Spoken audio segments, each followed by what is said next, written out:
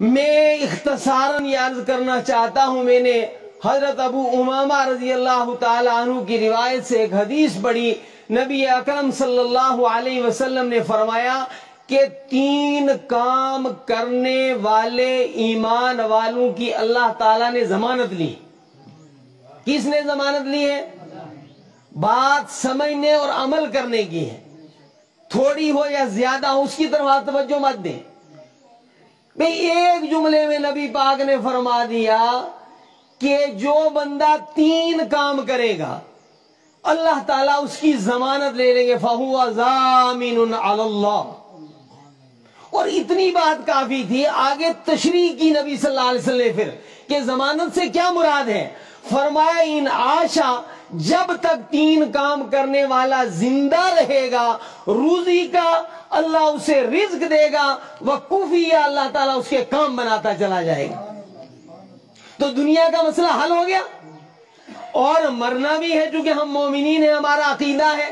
فرمائے اماتا، 3 کام کرنے والا جب مرے گا فادخلہ اللہ الجنت، اللہ تعالیٰ اسے جنت میں داخل فرمائیں گے۔ تو دنیا کا کام بھی بن گیا، آخرت کا کام بھی بن گیا۔ اب ہاتھ اٹھا کر مجھے بتائیں کہ کون کون یہ 3 کام پہلے یاد رکھے گا؟ سارے یاد رکھیں گے؟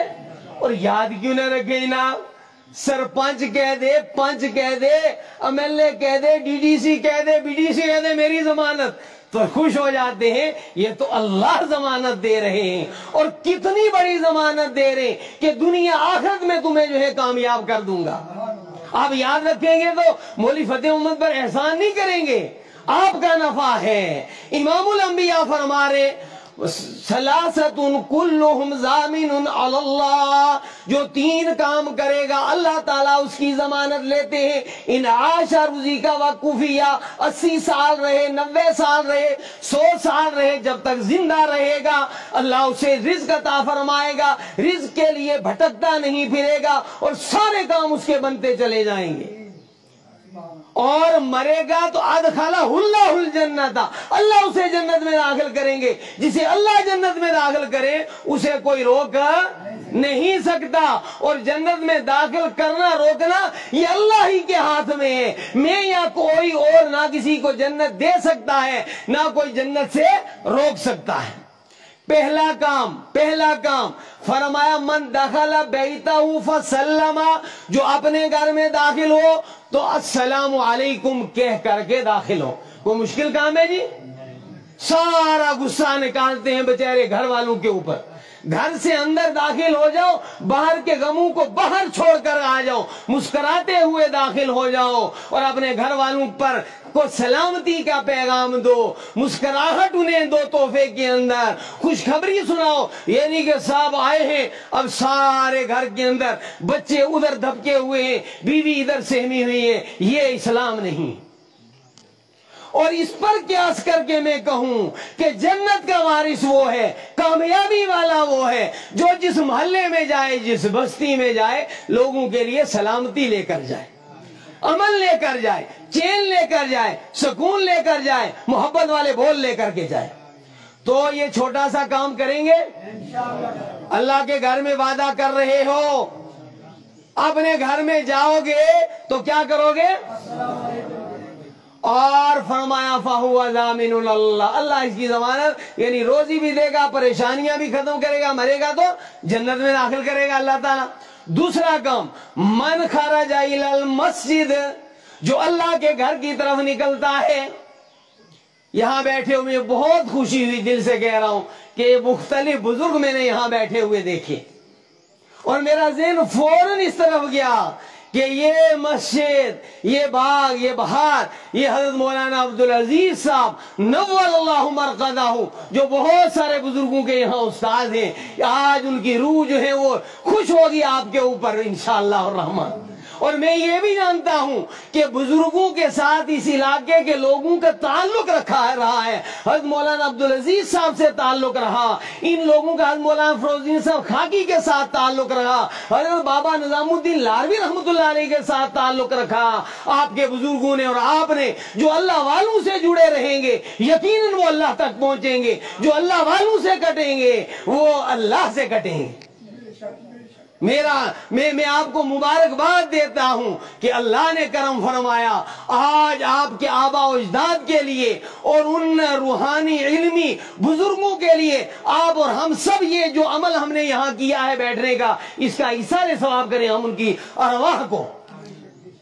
اور اللہ رب العالمین ہمیں اللہ کے احکامات نبی صلی اللہ علیہ وسلم کے طریقوں پر چلنے والا بنا دے. اور یہی نہیں آج ہم ان بزرگوں کو یاد کر رہے ہیں جن بزرگوں نے یہ کام کیا ہے. ایک وقت ہوگا آپ کو لوگ اسی طرح یاد کریں گے انشاءاللہ.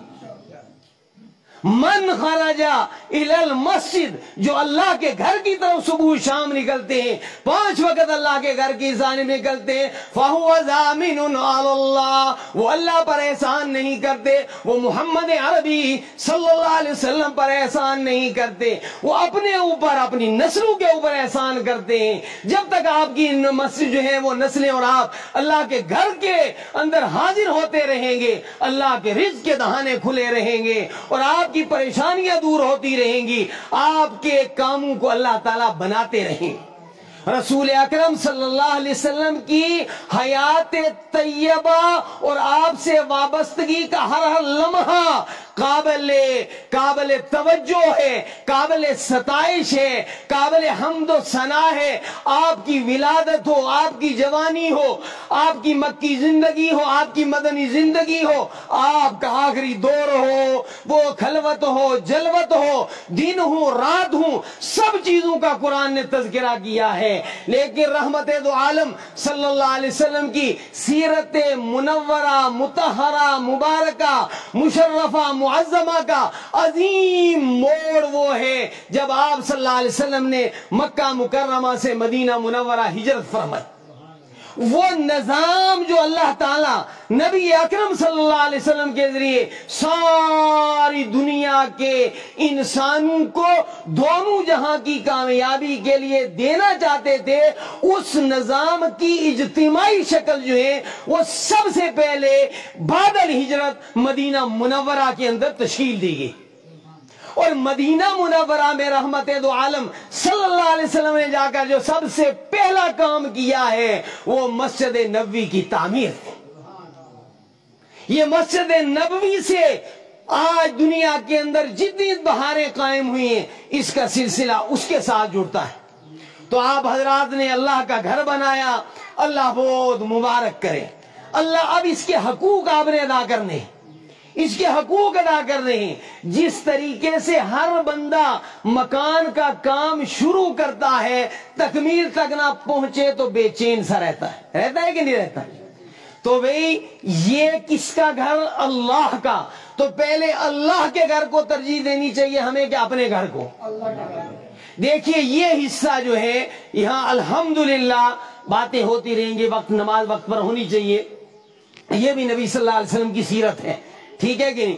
تو عہدہ باتیں ہوں گی. یہ درس گاہ بھی ہے اور یہ عبادت گاہ بھی ہے. مسجد جو ہے مسلمانوں کا دینی, تعلیمی, دفاعی, رفاعی اور ہمہ جہت مسلمانی کی تعمیر و ترقی کا مرکز ہے. مسجد کے ساتھ مدرسہ یہ لازم و ملزوم ہے. اصل مسجد جو ہے جس میں 5 وقت نماز ہوا کرے گی وہ اس کے اوپر والی چھت میں ہوا کرے گی. یہ جو ہے وہ درسگاہ رہے گی. یہاں دین سیکھیں گے, یہاں عبادت سیکھیں گے, وہاں عبادت کا فریضہ انجام دیں گے. تو آپ سارے حضرات سے میری مؤدبانہ درخواست ہے کہ دینی حمیت کے ساتھ جو میرے بھائیوں آدمی نے کھا لیا پہن لیا وہ ختم. جو اللہ کے راستے میں دیا وہ قبر میں کام آئے گا, حشر میں کام آئے گا. تو جس طریقے سے آپ نے دینی حمیت کے ساتھ اس کو تعمیر مسجد کو اس مرحلے تک پہنچایا، اسی دینی حمیت کے ساتھ ہمت کر کے آپ نے اس کام کو آگے بھی بڑھانا ہے۔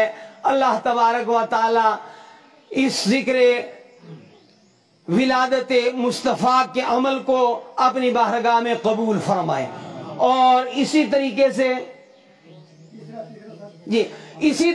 سے یہ جو مسجد کے اندر پہلا عوامی اجتماع ہوا، اللہ تعالیٰ اس کو مبارک کرے، اور اللہ کرے کہ یہ سلسلہ دراز سے دراز تر ہوتا چلا جائے۔ یاد رکھیں کہ میں نے آپ کو کہا یہ تعلیمی مرکز بھی ہے اور مسجد دعوتی مرکز بھی ہے۔ مسجد وہ تیسری کیا بات ہے؟ من خرج فی سبیل اللہ، جو اللہ کے راستے میں نکلتا ہے دین کو پھیلانے کے لیے، دین کو سکھانے کے لیے یا دین کو سیکھنے کے لیے، اللہ تعالیٰ اس کے کام بناتا چلا جاتا ہے۔ تو اللہ رب العالمین ہم سب کو اپنے گھر والوں کے لیے سلامتی کا ذریعہ بنائے، سماج کے لیے امن کا ذریعہ بنائے، اور اسی طریقے سے اپنے گھر کی حاضری کی توفیق عطا فرمائے، اور اللہ کے گھر کی برکات انوارات اللہ تعالی ہمیں نصیب فرمائے، اس کے حقوق کی ادائیگی کی اللہ تعالی ہمیں توفیق عطا فرمائے، اور دین سکھانے اور دین سیکھنے کے لیے اپنے راستے میں نکلنے کی اور نکالنے کی اللہ ہمیں توفیق عطا فرمائے۔ ہمارے عزیزان مکرم حضرت مفتی محمد اسد اللہ صاحب، مفتی طارق محمود صاحب وہاں کام کے ساتھ ساتھ یہاں بھی بھاگ دوڑ کرتے رہے، اللہ انہیں مبارک کرائے، اللہ تعالیٰ ان سے اور کام لے۔ تمام نوجوان علماء سے میں درخواست کروں گا، میں جتنا میرے دل میں ہے اتنا میں نہیں کہنا چاہتا، لیکن پھر بھی کہ سارے نوجوان، ہمارے بزرگوں نے ایک جگہ تک کام کیا، پھر ان کی دعاؤں سے ہم نے کچھ کام کیا، ہماری تمنا ہے کہ ہمارے پاس جن کے سپرد ہم نے جیسی کیسی دین کی امانت کی ہے وہ بھی آگے اس کارواں کو بڑھائیں، اور ہر نوجوان عالم حافظ بس یہ فکر کرے کہ موت کا پیغام کب آ جائے، میں اپنے اللہ کے حضور میں کیا لے کر جاؤں گا، میں کیا کر کے آیا ہوں۔ تو سارے نوجوان جو ہیں وہ کوشش کریں، اور یہی نہیں کہ صرف چھوٹے بچے مسجد میں پڑھیں، بے دین تو سب کی ضرورت ہے، اللہ کے ولیوں، اللہ کے پیاروں، اللہ کے بندوں، سارے دین سیکھیں۔ ہمارے نبی صلی اللہ علیہ وسلم سے بڑا کوئی عالم نہیں ہے۔ نبی صلی اللہ علیہ وسلم نے فرمایا اوتیت علم الاولین والآخرین، کہ اللہ نے مجھے پہلوں اور پچھلوں کے علوم عطا فرمائے۔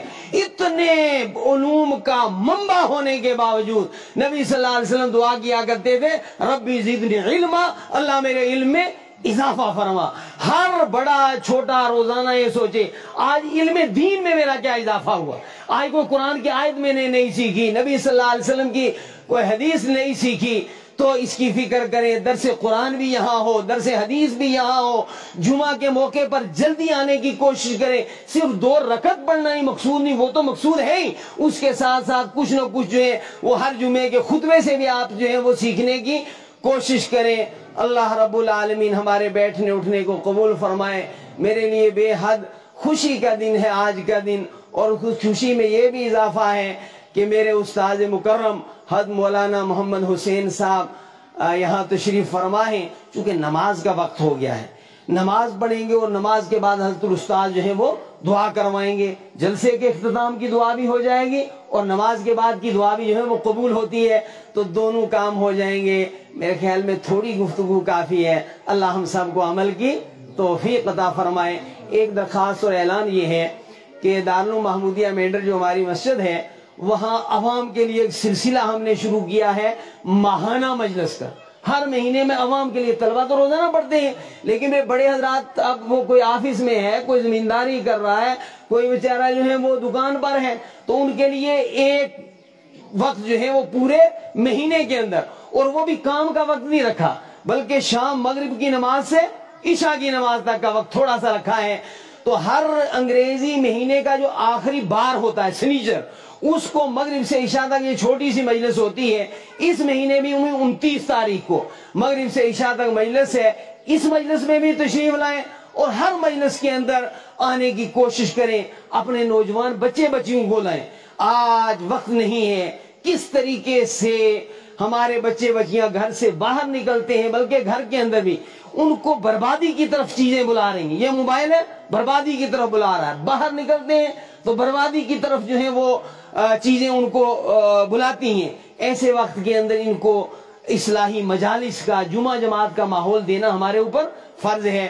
تو 29 تاریخ کو آنے والے سنیچر کو مغرب سے عشاء تک یہ مجلس ہوگی. سارے حضرات تشریف لانے کی کوشش کریں.